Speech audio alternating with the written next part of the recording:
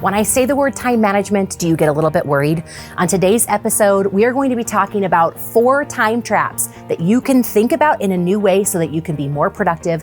And we're going to talk about how to plan your week so that you're getting done the things that are most important to you. But not just that, we're going to talk a little bit about vision and future and how you can put what matters most to you in your week so that you feel more fulfilled. I'm so excited for today's episode. Also, stick around because at the end, I'm sharing with you just 3 of my favorite health products. And I assure you, after you hear them, you're going to be glad there wasn't 4. But my Pick My Brain is worth sticking around for. So welcome to Make It Happen, where anything can happen. Stay tuned.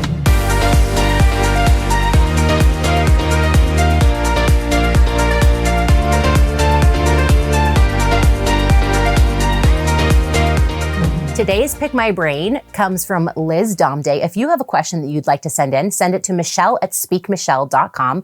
Put Pick My Brain in the subject line because I'd love to answer it on a future episode of this show. You can also find me on Instagram @speakmichelle, and you can send me a direct message if you'd prefer to pick my brain that way. So Liz's question is, why are some of my emails opened more often than others? She also went in to talk about her email management system and to say that her open rates on some emails are bigger than others, and she wants to know what is the key. So there are a couple of factors to this, and I'm not going to go into a full episode right here, but I'm going to answer and share at least 2 things that will change your open rate on your emails. First and foremost, you want to make sure that the content in and of itself is not spammy. And so you'll want to use whatever your contact management system gives you that will give you tips, advice, and information about how to make sure that the content and the subject lines are not very spammy, because they do their own process. And if they figure out you're sending something that's overly salesy, if it's got too many keywords that tend to lean salesy or spammy, then they will flag it before it even leaves the system, and not very many people will get it. So just make sure that you're providing great content. Make sure that the content in the emails are valuable. Make sure that you're consistently sending value and not sales message, because that will always lend to lower open rates. But the number one thing that will improve your open rates is improving your subject lines. And so if you need to do some research, the AM Institute, and I'll put a link in the show notes for the AM Institute Headline Analyzer. That's actually better for blog posts than it is for emails, but you'll get an idea about what could be improved that might make your subject more interesting. Now, I do not want you to use clickbait, and I don't want you to be putting crazy Kardashian subject lines, hoping that somebody's going to open it, but so that you can sell your product that is completely unrelated. But I do want you to start getting strategic about how you can use open and subject lines to improve your open rate. So think that through. And sometimes what I do is I'll just sit down and say, okay, what are some things that I could say, or what are some good hooks that would get people to open? Things like the biggest mistake people make in blank. I mean, obviously insert your target market and your subject line. 3 things you can do to improve blank. I always love lists and numbers, because then people start to think, oh, I need to know what all 3 of those things are, and they're more likely to open your email that way. You can do other things like, this is important for today, or I need only just a minute. Now, some of those can borderline A, cheese, and B, spam. So be careful about how often you use them. But as you start to get more strategic with your subject lines, I think that your open rate will increase. I'm cheering you on and sending emails. Please don't stop sending emails. If you get nothing else from me, your home court advantage and your email list is gold this year and beyond. So continue to figure out and tweak and make your strategy improve, because you don't want to stop emailing. You just want to work on improving what you offer so that more people are interested in what you have to say. And as you do that, your email list will turn into marketing gold. I am thrilled because we have a sponsor here with us for Make It Happen. They're going to be sponsoring our content all month long. And we met by accident, and now I'm so grateful. This is Sherrick Peck, and he is a physical therapist by trade, but also an inventor, which we'll talk more about today. And he is someone who has personally healed from major traumatic injuries and found a solution. So I would love for you to share, as we get started, tell us a little bit about this product that bound us together and why it is a passion for you. Absolutely. I'm a physical therapist by profession. I also have a master's degree in counseling. But if you go back in my history, I suffered a stroke as a teenager. Oh, wow. And broke my neck, and I had to learn to walk again and learn to function. And it's been my lifelong passion to help people get back to functioning so that they can help a lot of other people. Well, fast forward a lot of years, we invented a tool that we created right here in Utah. It's called the Tuner Pro device. And in fact, 2 years ago, we were the coolest thing made in Utah. But our device is a vagus nerve stimulator. It helps the body heal from almost anything. Okay, so this is where we met. My daughter, at the beginning of the school year, she is going into 6th grade, was having massive debilitating headaches. And she missed like 5 or 6 days of school because she just and I could tell it was legitimate. I could also tell that she was probably dealing with some emotional things. And I could also tell that it was really knocking her down, and her body was responding to maybe some anxiety of transition and other things. And so we tried to work at it from a number of different places. We tried all kinds of things and nothing was working. And my friend says, you really need to try the Tuner. And so she drove it 20 minutes to me, and I was so grateful. And of all the things we tried, my daughter said, this is the one that helped me the most. And so that's when I reached out to you and was like, holy cow, I need to know more about this. Please tell me. And so thank you so much for being part of that story. And we have it now. And from time to time, she's like, oh, Mom, I need that thing that helps my headaches. Mm-hmm. And so we're so grateful that we have this tool in our home. So I would love for you to share, if you could share, what are 3 things or 3 reasons why somebody would want to have this tool in their home? Well, our tool is used by chiropractors and doctors all over the world for chronic pain reasons, but they also use it for brain rehabilitation. And of course, it's a wonder with migraine headaches, jaw pain, all kinds of things like that. But probably the easiest thing is you can do it in your own home, as you've noticed with your daughter. It provides a wonderful tool that a parent can use or a child can use that helps their brain get doing better. I love that. Thank you so much for sharing and for coming and for being part of the show. I would love for people where would you like them to go first? If they're interested in finding something that will help them with whatever their ailments or challenges are, where should they go first? Well, if they want to see it in action, go to our YouTube channel. Okay. But if they want to learn quite a bit, go to our resimax.com website. And we've got a lot of information there. We've got over 120 videos to help them see how they might use it for just about any condition. I love that. And we should have started with this, but we're actually going to give one away. So if you would like to get one, we are going to put in the show notes the link for the YouTube channel so you can go look at those videos. They were very helpful for me as well. We'll also put the link to ResiMax so that you can go and check them out for yourself. But if you'd like an opportunity to win one, we are giving it away through Instagram. So if you go to Instagram at Speak Michelle, there is a post that says ResiMax giveaway. If you go find it, there are 3 things that you can do to enter to win. And at the end of the month, we will draw a winner and we'll ship it straight to your home so that you can enjoy the benefits of this awesome tool. Thank you for being part of Make It Happen. When I say time management, do you get excited or do you bristle a little? Today, we're going to talk about how to take control of your time so you can get done the things that you need to. Whether you are a stay-at-home mom, a rock star entrepreneur, or a professional leading a career and hoping to grow, today's show is all about the way that you think and manage your time. But before I dive into some specific details, I need to tell you a little quick story. So I'm a Disneyland fan, an avid fan, in fact. And one time I got a phone call from my dad in the spring saying, hey, do you want to come with me to Disneyland? Now, the answer is, of course, yes. Even though what he didn't say, but what I also heard is, please come help me with the kids. He had remarried and had 4 little children, a 6-year-old and 3 4-year-olds. We kind of called them the quadruplets. And they were planning to drive. And so I knew that his invitation was a loaded invitation to come and help with the kids, but I was happy to do it. I loved them. And I was grateful for any time that I had to spend with my dad. And so he came. He was currently at the time, he was working in China. And so he came home for spring break and we went and spent a week and we drove to California. We stopped in Las Vegas. We spent time at Disneyland. And while I truly believe that Disneyland is the happiest place on earth, I quickly found out that road tripping with 4 small children is not. And there were some dark moments, like one moment where I got hit in the face with a milk sippy cup and then it fell behind me and we couldn't find it and the kids crying. And then when we get to California, we do find the milk sippy cup, but it had emptied itself upside down into my brand new black Tommy Hilfiger purse.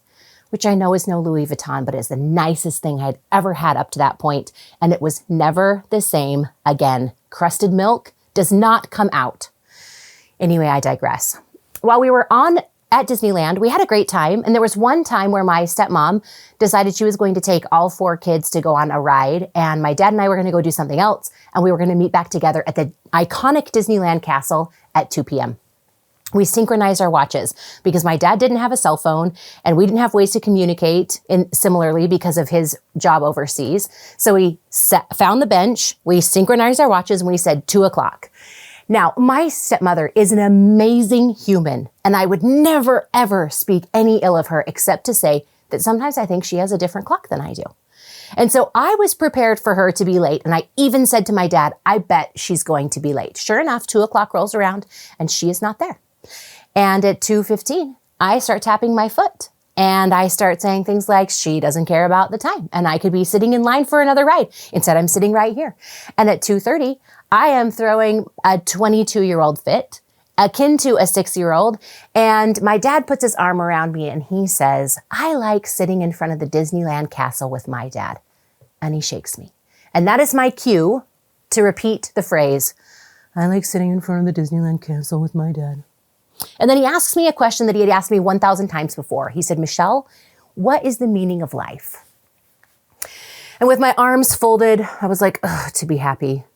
Now, he had asked me this question so many times before. I even remember some of the answers that I gave him when I was little. And when I was 12, I remember I told him babysitting. And he didn't laugh. He just asked me why I loved it and then continued to ask me the question. He was known for this question. Aunts, uncles, and cousins expected it from him at family reunions. And he even asked it to strangers in the grocery store, like a really bad pickup line. He would turn to the lady behind us and say, nice grapes. What's the meaning of life? And I would cower in embarrassment and run away. But he was friendly. He was soulful. He loved to have deep conversations. And so in that moment, what I didn't know then, sitting in front of the Disneyland castle with just him and I, it would be the very last time that he would ever ask me that question. And what I would give to go back and change that moment and change those circumstances, take away my 22-year-old tantrum and enjoy the moment just a little bit more. And yet I'm also so grateful for the conversation that we were able to have. But for just this moment, I want you to answer this question for yourself. If my dad were to find you awkwardly in the grocery store, or if you and I were to have a one-on-one conversation, how would you respond to what is the meaning of life? What would that answer be for you? And like me, if your answer changes over time, or if what it was 5 years ago is different than what it is now, or even if what it was 2 years ago is different than what it is now, I would love for you to ponder and consider what it means to you when I ask the question, what is the meaning of life? Now, I'm often not looking for a deep philosophical answer. My father wasn't ever either. But what is it to you? What is it that gets you out of bed in the morning? And you might be asking yourself, well, Michelle, what does this have to do with time management? I know that in order for you to feel more in control of your day, you have to have purpose. Purpose will change everything. If you have a reason to get up out of bed, if you have a reason to go through the motions, if you have a reason to schedule time and priorities, you're much more likely to be successful at that if you're rooted in purpose and direction. So as you think about what you have going on in your life right now, and you think about where you want to be in the next 2 years, 5 years, 10 years, if you have that sense of purpose inside you, then it makes it a lot easier to make your days more meaningful. I used to say the phrase frequently to my husband. He would come home from work and he would say, how was your day? And I had great grand plans. I've had a planner since I was 12. I had everything planned out and I would say the words, my day was not my own. And it took me a long time and an interesting eye-opening event for me to recognize how much power I was giving away in that phrase. And I was quote unquote blaming other things, circumstances, kids, neighbor needs, whatever my family was asking for, and whatever came up by just saying, my day was not my own. The reality is nothing could be farther from the truth. My day is entirely my own. It is exactly what I make it. And if I choose to help the neighbor down the street or my family when they call, or of course, tend to my children's needs when that's important, then I was 100% on purpose in that minute, even if my planning went a different direction. So you have to step into your roles, your vision, and what you ultimately want in order for time management to work. Because if you're only plugging in the things that you feel like you should be doing and you're missing the things that you know you must be doing, then you're off course really quickly and really fast. So what is the meaning of life to you? And what vision do you want for your future? Start there. And then it's a lot easier to schedule your priorities. So as you think about, sometimes I'm often asked the question, well, what's the difference between a vision and a goal? If I'm trying to understand what I want in the future, a vision is more like of what you want to be, do, or have. And a goal are the little milestones and the steps in between to help you get there. And so as you think about your next 2 years, 5 years, 10 years under the framework that we're talking about today, if you know what you want to accomplish, then it's a lot easier to schedule time for those items as well. Because you have a purpose, you have a reason to put time in your calendar for things that matter most, whether that's go to the gym or work on a project or get the training that you need to get a promotion that you want, or to work on a new marketing structure that will change the course of your business. Those kinds of goals, if they match your vision, become a lot easier to make time for in your calendar. But before we go much further, I want to share with you a little bit about the time traps that I see that hold us back from even the goals and the visions that we want. And if I tell you these now, maybe as you look forward and start to plan your time, you will recognize the time traps that are holding you back from the things that matter most to you. First and foremost, my biggest time trap is distraction. What is holding you back, or what is distracting you in your day? So let's say you had a perfectly planned day, and we'll talk about that in a little bit. What are the distractions that knock you off course? What are the places that you're spending too much time, or that you are recognizing that you get derailed from something that you know is not a priority, but is simply a distraction? Now, in some cases, distractions, if they're on priority, may be important, but distraction in this particular case is specifically referring to something that you probably shouldn't be doing. My number one distraction without hesitation is my phone. The notifications that come up, I've turned off for everything. I don't get notified for anything except for text messages and phone messages during my workday. Now, you can manage your own notifications in the ways that matter most to you, but I did not need any more notifications from any social media platforms. And I'm really hesitant to get notifications from my email, because the second I get an email, I'm into someone else's priorities. Now, that doesn't necessarily mean that I'm not willing to communicate that way or that I don't want to keep up. But I'm very careful about how I let notifications rule my day. But what else is there? What are your other distractions? How can you identify the things that are knocking you off course from the plans that you set in place? The second one that I want to talk about is the misdirection of multitasking. This is a time trap that I think we're getting better at as a humanity, but I still feel like it's worth mentioning. If you feel like you can have a conversation on the phone and take care of a report at the same time, you're not doing either of them justice. If you feel like you can have a conversation with your kids while sending an email at the same time, then you're certainly not in priority in your roles. Now, this is not about judgment as much as it is about brain space. There was a study done by BASX Research that showed that if you're interrupted in the groove of doing a project, it takes you 20 minutes to get back on track. But if you never get in that groove in the first place, then it takes even longer to feel completely connected to the task at hand. So get rid of the idea of trying to do two things at once and focus on the things that are the most important to you in that moment, and give yourself permission to own and honor your roles when you're in them. When you're home with your family, be home with your family. When you're at work, be at work. And if you need to set boundaries, or if something comes up, have the communication so that you don't feel like there's a challenge. Now, some people who have heard this conversation from me before will say, well, Michelle, sometimes my boss and my team, they're the biggest distractions ever. How do I handle when I'm in the zone on a project and my boss comes in and says, hey, I need to get this done? Or if I get a text message from a team member and they're saying, hey, I've got a challenge, can you help me?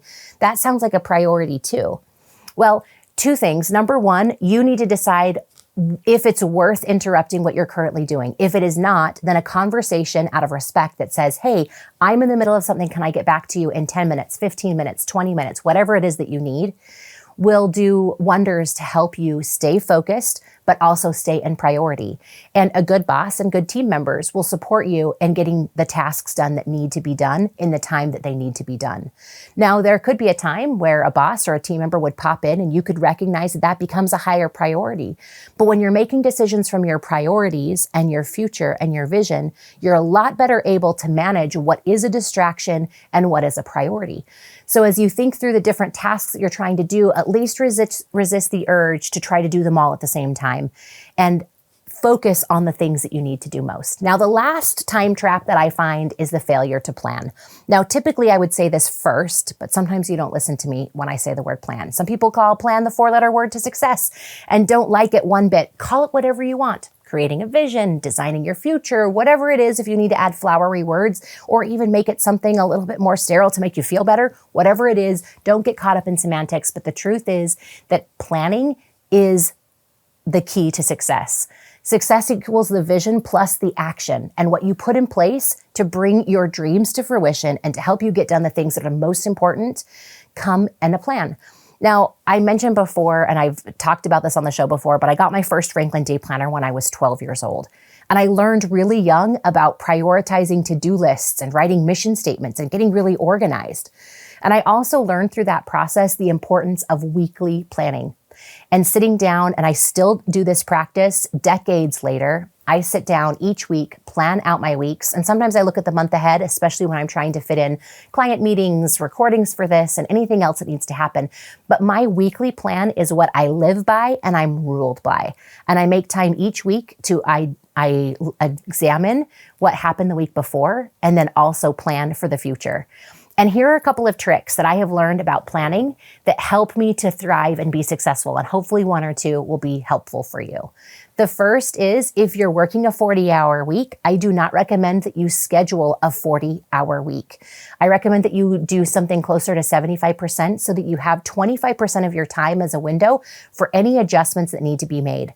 Likewise, if you're running a business or a lifestyle business, or if you're just starting to build a direct sales company and you're only working 20 hours a week, likewise, still only plan 75% of the hours in your day so that you have flexibility in the week when something comes up, as it will.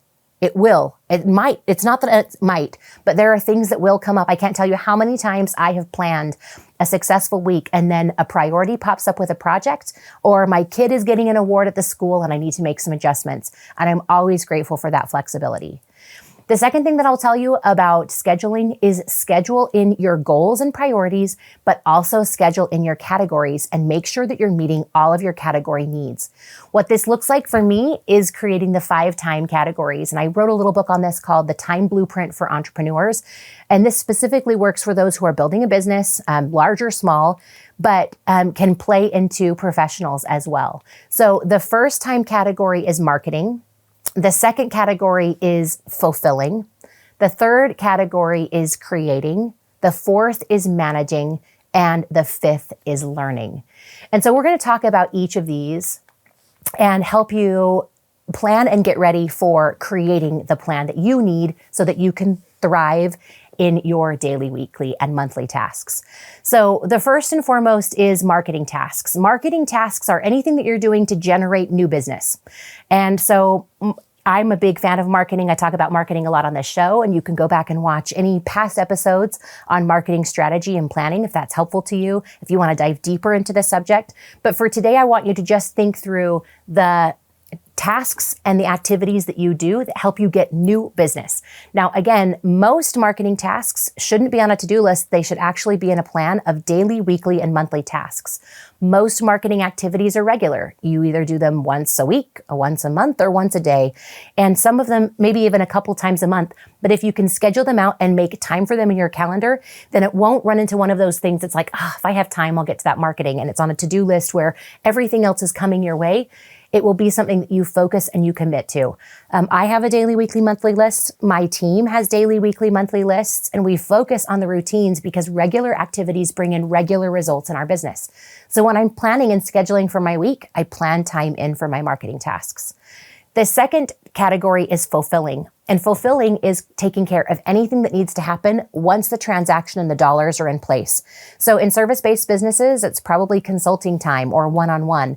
As a speaker, it's the time that I actually spend speaking. If you have a product-based business, then fulfilling is the time that you spend shipping and packaging and working with customers after the fact.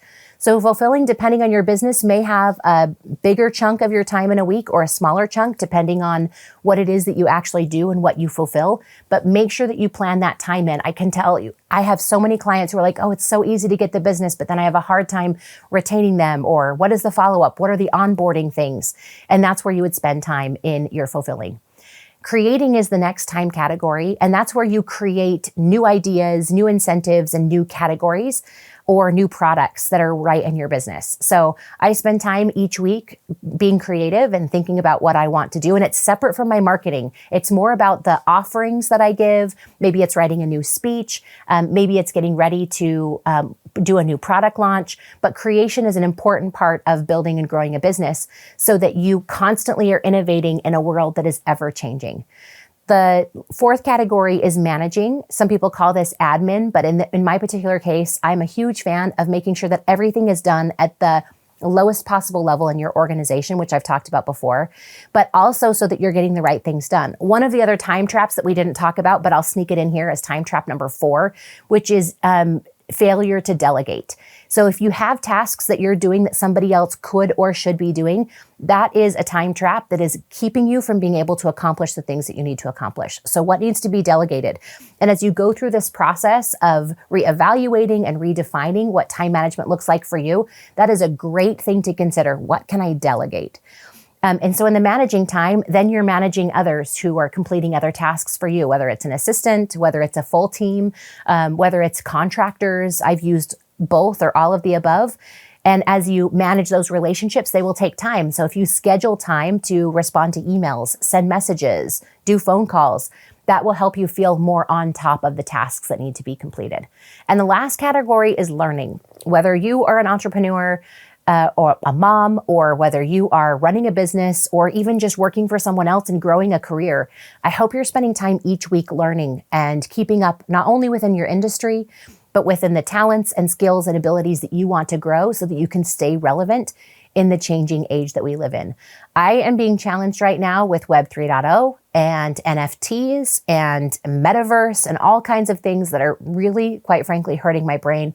And now I understand why some people before us were frustrated with technology and decided they didn't want to do it, because it's really tempting to just say, that's not for me. And yet I also know that if I want to stay relevant in my business and have pertinent conversations and relevant information for my clients, I cannot afford to ignore this area of marketing that is rapidly changing and even hard to wrap my brain around. And so I'm spending time each week learning about these platforms, taking the time necessary, and I'm scheduling that time because it's just as important to me as a meeting with a client or lunch with a friend. And so as you figure out your time categories and how much time you need based off of your business in each of these categories, it becomes a lot easier to plan your weeks. I can sit down and I know that 25% of my week is marketing, and about 20% of my week is managing conversations with individuals that I work with. And whether that's my contractors, assistants, and responding to emails, I schedule time for that each week.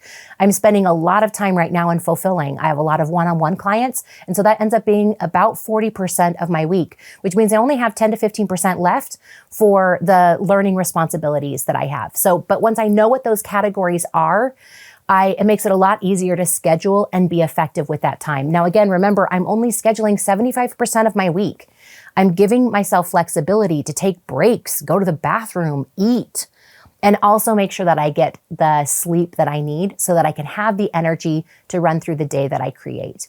But as you work on your plans and as you think through your own time management, some people came to this thinking, oh, great, she's going to teach me how to manage to-do lists or figure out little time hacks. And there are some little time hacks here, but most of this is fundamental principles about scheduling time for your priorities and knowing what's most important to you.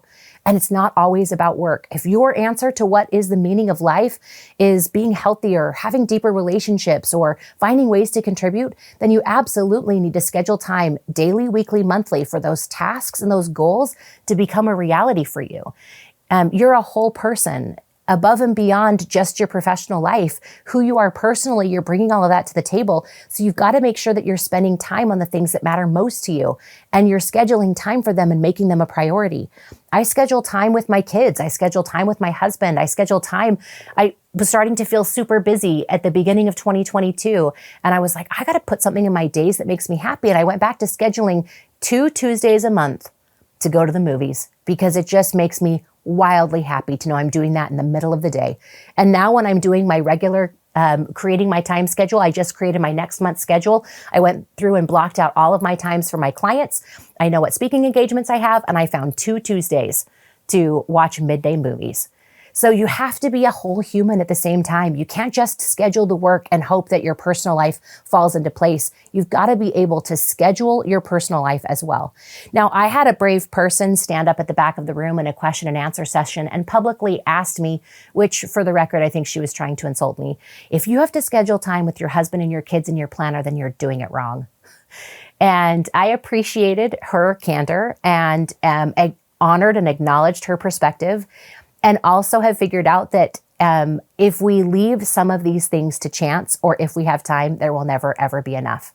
And I want my kids and my husband to know that they're just as important to me as the things that I do for my clients. And so when we sit down and we do our family planning for the week, they know when we have family time. They know when my husband and I are going on a date. They know when we're doing things to connect. And yes, of course, I build time in for spontaneous things. And I never say to my kids, oh, we have time to chat on Thursday. And so there's time for that every day worked into who I want to be. And so sometimes when I'm evaluating my roles and my time, I will go through and say, okay, what do I need in each of my relationships? And how much time do they need in a week? And just like I would my business, I would figure out, okay, you know what? This child needs a little bit more. What can I work in to make sure that I'm making those connection points daily, weekly, monthly? Or, hey, we've got the situation as a family. How are we going to address it? And I make sure I work that in as well. And then I take care of my own needs, whether that's movies or massages, or even just making sure I have time in my day to take a lunch break. All of that matters. And so as you think through the time traps and you prepare yourself to plan and to succeed, I hope that you'll consider the things that matter most for you. I'd love to hear which one of these things and which one of these ideas are you excited to implement, and what kinds of things will you be doing a little bit differently because of this conversation. I'd love for you to share in the comments or reach out. We've got a post going at Speak Michelle this week on time management, so I look forward to hearing what you're doing to make sure that you feel on time, on purpose, and moving forward with your goals and visions. Welcome to a few of my favorite things. Now, I have been accused publicly, privately, that I only share junk food and non-healthy things. So from time to time, I try to share with you some of the health practices and health products that help Michelle McCullough to thrive. Okay. First and foremost, I have to tell you, and I feel like I've told you about this before, but well, if I have, then you needed it twice. These are doTERRA greens. I love these. One of my goals is to have 5 servings of fruits and vegetables a day before 5 p.m. so that anything else is a bonus. Did you get that 5 before 5? So, however, there are some days where that's trickier than others, and some days I want a little extra. And so 1 scoop of this in some water, it actually doesn't taste super bad. It has enough fruit in it that there's a little bit of a sweetness to it. And so this is a staple at my house. I will throw this in the link in comments. I will throw this link into the show notes so that you can find it if you'd like to give it a whirl. Now, another health staple that I keep regularly is product number 2, doTERRA enzymes. Now, you can get enzymes other places. I love enzymes. I was having a challenge with cholesterol, and one of the things that my doctor said was they felt like my body wasn't digesting or metabolizing food in the proper way. And so being able to regulate after my meals and be able to have something that just aids in digestion has actually been really helpful to keep me on track. So if you're finding that you have some challenges, whether you have high cholesterol or not, whatever that looks like for you, maybe an enzyme would help you make mealtime and post mealtime a little bit better. See, health foods and health products. This last one, no one is going to believe me or ever watch Favorite Things ever again, but I assure you candy is coming. But this is fermented beet powder. Okay, if I get any of you to try fermented beet powder, I will know I have reached the highest levels of persuasion on the planet. This is actually new to me. Dried beetroots, also recommended by my doctor. I have been having hard times in the morning feeling energetic. So I could grab a Monster, but I'm trying to put in as few toxins in my body. And since most of the toxins in my body are already taken up by Dr. Pepper and Diet Dr. Pepper, I can't always reach for other things. So I gave this a try, and actually I've been quite impressed with, it's a little tiny scoop. I can put it in with my greens. See, check it out. Check that. You just put it all in and you're super healthy with your morning 8 ounces of water. But it really is helping me with my energy. And it also has no sugars in it. So for those of you who are doing keto or intermittent fasting, it actually won't change your food windows. So there you go. Health tips from Michelle McCullough. Hashtag follow me for more. You can find me at Speak Michelle, and I would love to hear what some of your favorite things are. What is next for you on your list? We covered a wide range of subjects today, from how to handle your email list to managing your time and some health products you probably never want to hear about ever again. But I would love to hear, what is your next step? The purpose of Make It Happen is to put you into action. So share with us in the comments, what are you going to be doing this week that is different than last week because of what you learned today? I also would be honored if you'd leave a rating or review so that other people looking for shows like this can find it because of the things that you say and the ways that you connect with others. I am so grateful. I read every one. Thank you for being part of the Make It Happen journey. And between now and next week, I hope you'll find me online at Speak Michelle on Instagram. And you can always find past episodes of the show at speakmichelle.com/podcasts.